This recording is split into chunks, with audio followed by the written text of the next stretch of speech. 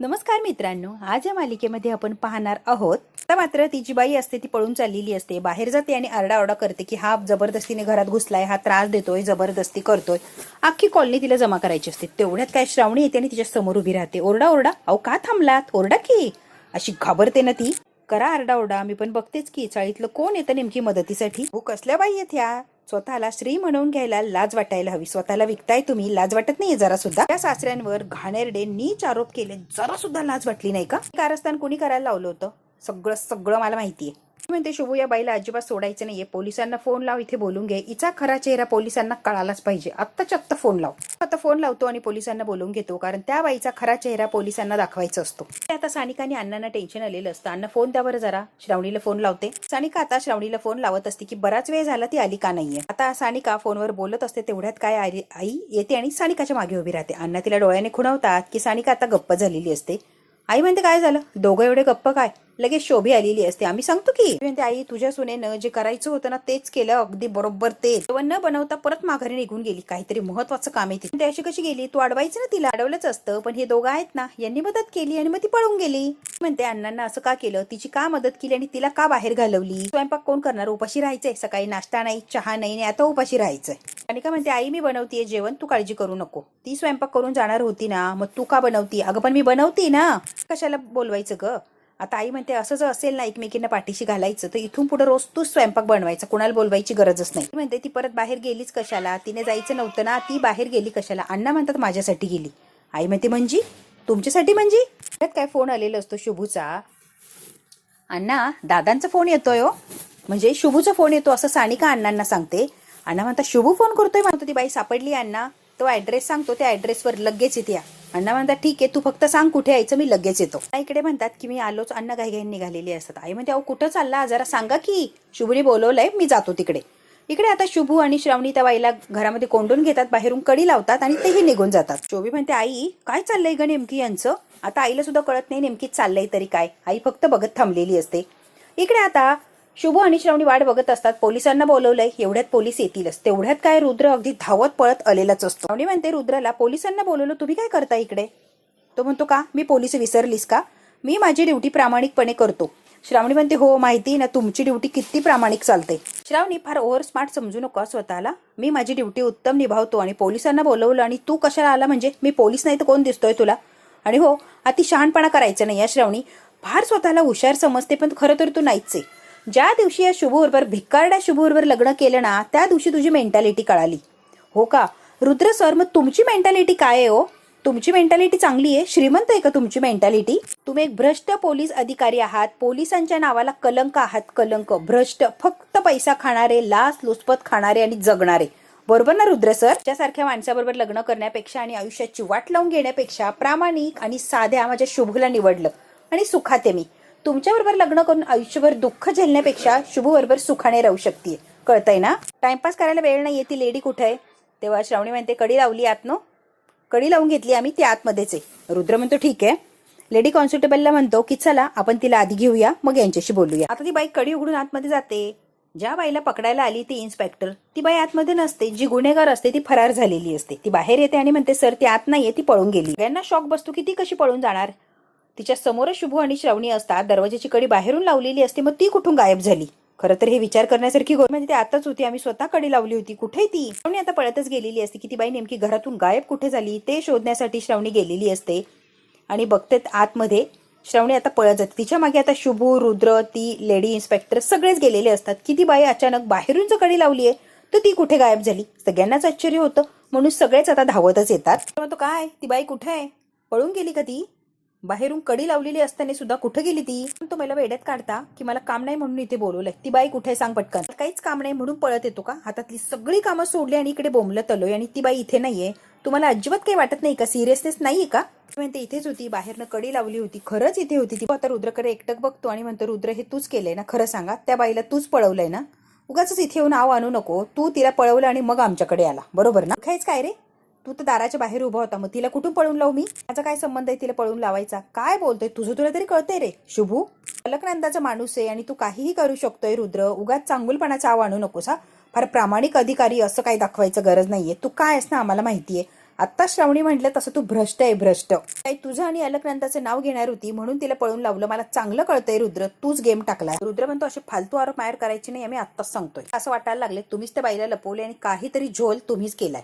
ते काहीतरी कारस्थान केलंय 100%. काहीतरी जबरदस्ती अशी गडबड केली आहे, पण काय केली ना ती मला कळत नाही. आणि जोपर्यंत मला कळत नाही तोपर्यंत मी काही सोडत नसतो. अण्णा सुद्धा आलेली असतात. अण्णा म्हणतात काय झालं रे शुभू. रुद्र म्हणतो 1 मिनिट तुम्ही इथे काय करताय, अण्णांना विचारतो. अण्णा म्हणता म्हणजे सगळ्यात तुमचा पण हात आहे का त्या बाईला अडकवण्यामध्ये, तुम्ही पण सामील आहात का. तिला कुठे लपवलं. आता हा रुद्र मुद्दाम अण्णांना अडकवण्याचा प्रयत्न करतो. कुठे लपवलं त्या बाईला सांगा. ती शोधायला त्या बाईला ना आम्ही कशाला लपवू आणि ती लपवून आम्ही काय करणार. तर मुद्दाम यांच्यावर आळ टाकत असतो की त्या बाईला यांनीच गायब केलंय म्हणून. रुद्र म्हणतो मुकाट्यानं सांगा त्या बाईला कुठे लपवलंय, नाही तर पोलीस स्टेशनला यायला लागेल. महागात पडेल ना तुम्हा सगळ्यांना की बघतच राहा तुम्ही. फक्त पटकन सांगा त्या बाईला कुठे लपवलं. म्हणतो तू काय बोलतोय, तुझं तुला तरी कळतंय रे. मला चांगलंच कळतंय मी काय बोलतोय. मी चांगला शुद्धीत आणि मगच बोलतोय. त्यामुळे तू शहाणपणे शिकू नको शुभू, मी काय बोलायचं आणि काय नाही. सगळं काही श्रावणीने केलंय कारस्थान. श्रावणीच्या सासऱ्यांना वाचवण्यासाठी त्या बाईला तुम्ही गायब केलंय. ती बाई कुठे मला आत्ताच्या आत्ता सांगा, नाही तर तुम्हाला इतकं महागात पडेल ना की बघा तुम्ही. श्रावणीच्या सासऱ्यांची रोज बदनामी होते ना, मग त्यांना वाचवण्यासाठी श्रावणीने केलं असेल तिला गायब. आता श्रावणीने कुठे गायब केलंय काय ते सगळं तुम्हाला माहिती असणार आहे. तुमचा सगळ्यांचाच प्लॅन आहे हा, बरोबर ना. आता ती बाई कुठे सांगा. पहिल्यांदा किडनॅप केलं आणि आता आव आणताय की ती बाई गायब झाली म्हणून. फोन करून बोलून घेतलं म्हणजे तुमच्यावर संशय याचा संबंधच नाही, बरोबर की नाही. तुम्ही सगळ्या याच्यातून बाजूला व्हाल. पण नाही, मी सुद्धा रुद्र आहे. मी तुम्हाला सहजासहजी सोडत नसतो. त्या बाईला कुठे ठेवलंय किडनॅप करून सांगा, नाही तर तुम्हाला सगळ्यांना पोलीस स्टेशनला घेऊन जा. रुद्र म्हणतो पटापट पटापट बोला. हे घाबरलेले असतात कारण रुद्रला अडकवायचं तर रुद्राने यांनाच अडकवलेलं असतं. तेवढ्या चाळीतला एक घाणेरडा माणूस आलेला असतो. काय चाललंय इथे. तेव्हा रुद्र म्हणतो तुम्ही चाळीत राहता का. तो म्हणतो हो चाळीतच राहतो. बोला की साहेब काय काम आहे. ती बाई राहती ना त्या बाई विषयी चौकशी करायची. हो का साहेब. हे नवरा बायको सुद्धा त्या बाई विषयी चौकशी करायला आले होते थोड्या वेळापूर्वी. चाललो ना हे दोघं तिला धमकी देत होते. मी स्वतः कानाने ऐकलंय. माणूस असतो इतका घाणेरडा असतो कॉलनीतला. तो म्हणतो ती बिचारी जीवाच्या आकांताने ओरडत होती मला सोडा मला सोडा, मला टॉर्चर करू नका, मला त्रास देऊ नका. पण नाही, हे दोघांनी असा तमाशा मांडला. तिला काय सोडायला तयार नव्हत्या. खूप आरडाओरडा, खूप गोंधळ झाला होता. पण ही दोघं बाप रे. आणि श्रावणी आता चांगलेच अडकलेले असतात. ती बाई तर सापडलेली नसते, पण विनाकारण रुद्राच्या याच्यात ते अडकलेले असतात. आता रुद्राला चांगली संधी मिळालेली असते आणि रुद्र काय यांना सोडणार नसतो. खरं तर रुद्र काय हे आपल्याला माहिती आहे आणि तो हाती आलेली संधी सोडणार नाही म्हणजे नाही. पण तो कानाने ऐकला ना तो माणूस काय सांगतोय. तिला धमकावत होता ना, धमकून तुम्ही तिला गायब केली आणि मग मला बोलावून घेतलं. आणि म्हणते खरं तर रुद्र सर तुमच्याकडे आम्ही त्या बाईला गायब केलंय असं काहीच ठोस पुरावा नाहीये. नाही तुम्ही डोळ्याने बघितलंय ना कोणी तिला अजून बघितलंय. त्यामुळे विनाकारण तुम्ही आमच्यावर आरोप लावू नका रुद्र सर. मी आम्हाला चौकशीसाठी घेऊन जाऊ शकत नाही. कळालं. कारण तुमच्याकडे प्रूफ नाहीच की आम्ही तिला गायब केलंय, बरोबर ना. आणि पुरावा असल्याशिवाय, ठोस पुरावा असल्याशिवाय तुम्ही आमच्या अंगालाही हात लावू शकत नाही. त्यामुळे रुद्र सर हे धमक्या बिमक्या देणं बंद करा. कायदा आम्हालाही कळतो. म्हणतो ठीक आहे. म्हणतो ज्या दिवशी तुमच्या विरोधात पुरावा सापडेल ना तेव्हा मात्र बेड्या घालून तुम्हाला ओढत घेऊन जाणार. त्या दिवशी तुम्हाला मी सोडत नसतो म्हणजे नसतो. अगदी काहीही केलं तरी अशी काय तुमची वाट लावणार ना की बघा. फक्त तुमच्या विरोधात एक तरी मला पॉइंट सापडू द्या, मग बघा मी तुमची कशी आणि काय वाट लावतो. तुमच्याच घरातून तुम्हाला फरफटत नाही नेलं ना तर रुद्र प्रताप नाव लावणार नाही. रुद्र आता चाललेला असतो तर शेजारच्या माणसांना म्हणतो की या माणसाचा चेहरा नीट बघा आणि बायकांना सांगून ठेवा या माणसांच्या पासून लांब राहा कारण हा फार घाणेरडा माणूस आहे. ए रुद्र अशी गचंडी पकडलेली असते शुभूने. शुभू म्हणतो ए रुद्र जरा व्यवस्थित आ.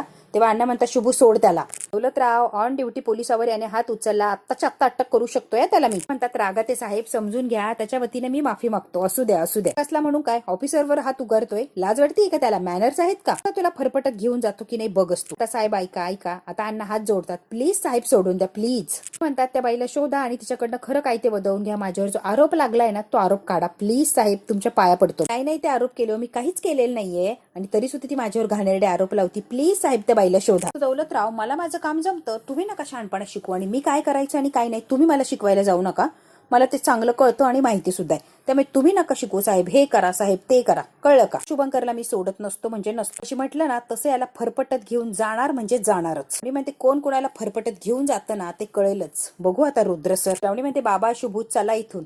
शुभू बाबा निघून गेलेले असतात. रुद्र तिथेच बसलेला असतो. खरं तर रुद्राने त्या बाईला गायब केलेलं असतं. त्या घरातून सगळ्यांना काढून दिलेलं असतं आणि त्या घरात तो एकटाच उभा असतो आणि फार टेन्शन मध्ये हसायला लागलेला असतो. अगदी कपटीपणाने हसत असतो कारण शुभू आणि श्रावणीने एवढ्या चालाकीने ते बाईला पकडले आणि बरोबर अलगत तिला गायब केलेली असते. रुद्राने लगेच फोन लावलेला असतो अलकनंदाला. काम झालं बरं का, डोंट वरी, अजिबात काळजी करू नका, व्यवस्थित काम झालंय. पण दार लावलेलं असतं आणि बाई बाहेर या असं म्हणतो की ती बाई बाहेर आलेली असते. आता रुद्र असतो, ती म्हणते साहेब तुम्ही होता म्हणून वाचले, नाही तर त्यांनी तर मला पकडलंच. थोडक्यात वाचले, खूप खूप धन्यवाद. रुद्र म्हणतो असू द्या, पुढे काय करायचं चांगलं ठाऊक आहे ना, आता परत अडकायचं नाही असं. ती म्हणते नाही, एकदा झाले परत नाही अडकणार आहे मी. काय म्हणते आत्ताच्या आत्ता हे शहर सोडते आणि कायमची निघून जाते, मी नाही थांबू शकत इथे. रुद्र म्हणतो व्हेरी गुड. आता आपापली कामं सगळे करत असतात, तेवढ्यात काय अण्णा आलेले असतात, अगदी खाली मान घालून नाराज होऊन अण्णा आलेले असतात. हो, श्रावणी अण्णा तिघेही येतात. आता शोभीचं तोंड चालू झालेलं असतं, या या अण्णा या, श्रावणी शुभू या सगळ्यांनी. आई बघतीस का कोण आलंय, घरांची सुनबाई आणि सुनबाईंचं बहीण बघ की. हिला शिक्षा द्यायची, हिला सोडायचं नाही, आत्ताच सांगते. सांगता निघून गेली ना, हिला शिक्षा द्यायची म्हणजे द्यायची. कळू दे की सासूचा आदेश न पाळल्यावर काय होतं, दाडत पळतीये ना, काय असर होतं कळू दे की. त्याची कामं न केल्यावर काय होतं ना समजू दे. आई बोल बोल, तुला हवी ती शिक्षा कर, आई तू बोल ग. आई म्हणते शोभा तुझ्या अण्णाने बजावून सांगितलंय, तिला काही बोलायचं नाही. नाही बोलत बाई, मेनाची ना तुटली बिटली तर बोलू नको, एकदम शांत बस. आई अशी काय करते, शांत बस म्हटल्यावर शांत बस. आई तिची परत हिंमत होईल, परत जाऊन काहीतरी करेन. शोभे ग बसतीस का ग, जरा जरा ग बस की, काहीच बोलू नको ग बाई, काहीच बोलू नको. नाराज झालेले असतात, अण्णा आता आतमध्ये जातात आणि शोभी बाहेर निघून गेलेले असतात, अण्णा आतमध्ये गेलेले असतात. श्रावणी आणि शुभू तिथेच उभा असतात, त्यांच्याजवळ सानिका सुद्धा असते. आईच्या मागे ही शोभी लगेच पळत पळतच गेलेली असते. मधल्या रूम मध्ये अण्णा असतात, अण्णाला खूप टेन्शन आलेलं असतं. फक्त माझ्यामुळे माझ्या घरच्या लोकांना त्रास होतो, काहीही नाही, फक्त त्रासच देतोय मी. त्यामुळे माझ्या सुनेची, माझ्या मुलाची निंदा नालस्ती होतीये, त्यांना काय काय सहन करायला लागते, खूप सारे टोमणे अपमान, फक्त आणि फक्त माझ्यामुळे. अण्णांना खूप वाईट वाटलेलं असतं. बाहेर गेलो तो बाहेर राहणं मुश्किल आहे, घरात थांबलो तो घरात हे सगळं असं मी करू तरी काय. अण्णांना खूप टेन्शन आलेलं पडलं, तो लोक नको नको ते बोलतात, टोमणे देतात, माझ्यापासून लांब पळतात, कोणी मारायला धावतं. अण्णा अगदी कोंडीत पकडलेले असतात, अण्णांची इतकी दूर अवस्था झालेली असते. रडत असतात, हात जोडतात आणि म्हणतात अंबाबाई लवकर सोडव, काहीतरी मार्ग काढ, या सगळ्यातनं प्लीज प्लीज मला बाहेर काढ अंबाबाई, तूच वाचवू शकतेस मला. खरं तर अण्णांना खूप खूप वाईट वाटत असतं, डोकं दुखत असतं, आईला चक्करही येत असते. आई डोक्याला हात लावून उभी असते, पण तिला असं फिरल्यासारखं होत असतं. आणि शुभूचं बरोबर आईकडे आता लक्ष जातं की हिला नेमकी काय होतंय. पडायला लागते तेवढ्या शुभू पकडतो, अगं आई तुला काय होतंय, आई काय होतंय सांग. तुझा हात असा हिसकावते आणि म्हणते काय होत नाही. आई तुला बरं नाहीये आणि माझा काय हात हिसकावती, अगं तुला काय होतंय सांग की. आई म्हणते काय होत नाही. करायला लागले, बीपीच्या गोळ्या घेतल्या का तू, नाही ना, म्हणूनच होतंय असं. ते घेतल्यात गोळ्या मी. आई आपण डॉक्टरकडे जाऊ, तुला काय होतंय ते कळायलाच पाहिजे, चल बरं. आई म्हणते शोभे जावे बाहेर, त्यांना जेवायला बोलव. शोभी म्हणते बघतो बघतो. हो ग, म्हणतो आई तू आराम कर बरं. चाललेली असते, नवऱ्याला म्हणते चला जेवायला, तो म्हणतो चला चला चला पटकन चला, स्पेशल आहे. ती म्हणते काय स्पेशल, नेहमीच आपलं काय वेगळं असणार आहे. आता मला वाटलं काहीतरी स्पेशल असणार आहे, चिकन पिकन काहीतरी मागवायचं, बनवायचं की. म्हणते 2 वेळचे जेवणाचे वांदे आमचे आणि चिकन पिकन सुचतंय का तुम्हाला, वा कमाल आहे हा. बापू म्हणतात जे ताटात पडेल ते पवित्र मानायचं आणि हादाडायचं, एवढं मात्र करू शकतोय. काय त्याचा फोन वाजलेला असतो. शोभी नवऱ्याला म्हणते कोणाचा फोन आहे, कोणाचा फोन आहे. शशांक आता तिच्यापासून फोन जरा लांबच पकड, ते नवीन क्लायंट आहे, पासून बोलायचं म्हणताय. मी म्हटलं बिझी चाललंय, जरा उद्या बोलू, पण नाही अर्जंटच आहे, बोलायचंच आहे. तुम्ही बोला, अर्जंट येतं, आपण नंतर जेवण करू, तुम्ही बोला. शशांक म्हणतो आधी जेवण करतो, मग निवांत गप्पा होतील, आता कशाला, आधी बोलूनच घेऊया, म्हणजे जेवण करू आणि निवांत गप्पा मारतो, म्हणजे तुमचा खोळंबा नको. तुमची कामं काय वाढली हो, जबरदस्त कामं करता तुम्ही, वा वा कायमच बिझी राहायला लागला. लय कामं ठीक आहे, पण तू बोलू नको, जेवायला वाढ, भूक लागलीये. फोनवर शोभा 2 असा नावाने नंबर सेव्ह केलेला असतो. ती म्हणते शोभा 2, हे कोणतं क्लायंट आहे शोभा 2. हो तुमची क्लायंट नाही का ती, पण 5वर 00 50,000 देणारी. म्हणतो हा हा तीच आहे. शोभी ही बावळट असते आणि तिला अजून बावळाटात काढत असतो हा शशांक. निवांत गप्पा मारतो, आधी मला जेवायचे. ती म्हणते गप्पा म्हणजे क्लायंट बरोबर गप्पा, आमच्या बरोबर वेळ नाही, त्याच्याशी गप्पा मारायला वेळ नसतो आणि क्लायंट बरोबर गप्पा मारायच्या नाही, माराच तुम्ही, माराच गप्पा, मारा. शोभे मला पण तुझ्यावर गप्पा मारायच्या आहे ग, कामाचा पसारा वाढलाय बघतीस ना तू, भेटत नाही म्हणजे नाही भेटत, तर आमच्यासाठी वेळ नाही, बाकी सगळ्यांच्यासाठी वेळ आहे, मला सगळं कळतं. शोभी आता लाडात आलेली असते आणि तिला आता मनवण्याचा किंवा अजून लाड करण्याचा प्रयत्न करत असतो. शशांक म्हणतो बाई तुझ्यासाठी पण वेळ आहे, पण पैसा कोणासाठी, तुमच्यासाठीच कमवतो ना, मग बिझी राहायला लागणार की नाही. म्हणजे काय, कामाबद्दलच ना, की पाऊस पाण्याची गप्पा करतोय. ते चला चला जेवून घेऊया, गप्पा मारताय दुसऱ्या लोकांच्या सोबत, माझ्यासोबत मारा, आधी जेवायला चला. शशांक म्हणतो चला आधी जेवण करून घेऊ. ते जावे बापू बसा जेवायला बसा, धुवायचेत ना. शोभी म्हणते चला बाहेर हात हातावर पाणी टाक, गोळा आलाय नाही का पातीला वितल त्या इथेच हात धुतो. ते बाहेर जाऊन धुवा पटकन, इथे कशा हात धुणार तुम्ही, तुला काय वाटतं. श्रावणी खोटं बोलतोय मी, अगं खरंच माझ्या पायात गोळा आला. श्रावणीला लगेच आई म्हणते जावायला उलट बोलती, लाज नाही वाटत. श्रावणी म्हणते उलट बोलत नाहीये, फक्त बाहेर जाऊन हात धुवणं एवढंच म्हणती मी. म्हणतो श्रावणी काय चुकीचं बोलली, हात बाहेर धुवण्या एवढंच म्हणती ना ती, त्यात काय प्रॉब्लेम आहे. आणि तू काय लगेच तिची बाजू उचलायला लागली. शोभीला म्हणता येत नाही का तिच्या नवऱ्याला बाहेर जाऊन हात धु म्हणून? आणि श्रावणीला का बोलतेस ग? आपले मामाला नाही ग बाई, तुझ्या बायकोला आहे. शुभू, तुझ्या बायकोला प्रॉब्लेम आहे रे. एखादा टोप घे आणि दे पाणी. शोभी म्हणते हो हो आम्ही घेतो की. बस आदर ठेवला पाहिजे. पण कसं आहे ना, काहींना कळतच नाही ना. तर तुमचा आदर सत्कार जावई आहे ना तुम्ही. एकदम तो शशांक शुभू, श्रावणी, सानिकाच्या समोर तिथेच हात धुतो आणि शोभीच्या पदराने लगेच हात पुसतो. आई म्हणते जा आणि अण्णाला बोलून आण सानू जेवायला. लगेच शशांक म्हणतो थांबता, म्हणजे सासरे बुवा माझ्या बरोबर जेवायला बसणार, म्हणजे मी सासऱ्या बुवांच्या बरोबर जेवायचंय का? हो सगळ्यांनी एकत्र जेवायचंय, त्यात काय एवढं? म्हणतो मग काय झालं, रोजच बसतो की एकत्र. शुभू, सासरे बुवाचे ते जेवायला बसणार असेल तर मी काय जेवायला थांबत नसतो, मला जेवायचं नाहीये. मग जेवायला थांबणार नाही, त्यांच्या पंक्तीला तर मी बसणारच नाही. जबर असा धक्का बसलेला असतो. बाकीचे लोक जसे अण्णांना वेड्यात काढतात तसा शशांक सुद्धा वेड्यात काढायला लागले. आश्चर्यचकित होऊन बघतात की शशांक सुद्धा सासऱ्याचा तिरस्कार करायला लागला, सासऱ्यावर रागराग करतोय किंवा सासरा खरंच नालायक आहे असं यालाही वाटतंय का? हा भाग तर इथेच संपतोय. पुढच्या भागात काय होणार आहे आपण अगदी थोडक्यात बघूया. आता शशांक म्हणतो सासूबाई आपण एकदा सांगतो ते ऐकून घ्यायचा, सारखं सारखं काय सांगत नसतो. सासरे बुवाचं जेवायला बसणार असन तर आपण काही जेवत नसतो, पहिलं आणि शेवटचं सांगतो या सासूबाई, म्हणजे सगळ्यांनीच ऐकून घ्या. म्हणते मी ताट वाढून त्यांना तिकडे नेऊन देते, तुम्ही इथे जेवून इथेच बसा आणि जेवा, मी त्यांना तिकडच्या घरात जेवायला देते. म्हणते अजिबात नाही, अण्णा इथे येणार, सगळ्यांच्या समोर जेवणार. आणि म्हणते ताट आतमध्ये जाणार नाही, सगळे इथेच बसणार. तेव्हा शशांक म्हणतो तुला एकदा सांगितलेलं कळत नाही का? आणि म्हणते तुम्हाला एकदा सांगितलेलं कळत नाही का? सगळे इथेच जेवायला बसणार, जेवायचं तर जेवायचं, नाही तर निघायचं. श्रावणीने सुद्धा शब्द लावून धरलेला असतो की अण्णा इथेच येणार, सगळ्यांच्या समोर बसूनच जेवणार, अण्णा कुठेही आडबाजूला जाऊन जेवणार नाही. आणि मुळात अण्णांच्या बरोबर जेवायला प्रॉब्लेम कोणाला आहे? तुम्हाला प्रॉब्लेम आहे ना, मग नका जेवू की. ज्याला जेवायचं तो जेवणार, ज्याला नाही जेवायचंय तो नाही जेवणार.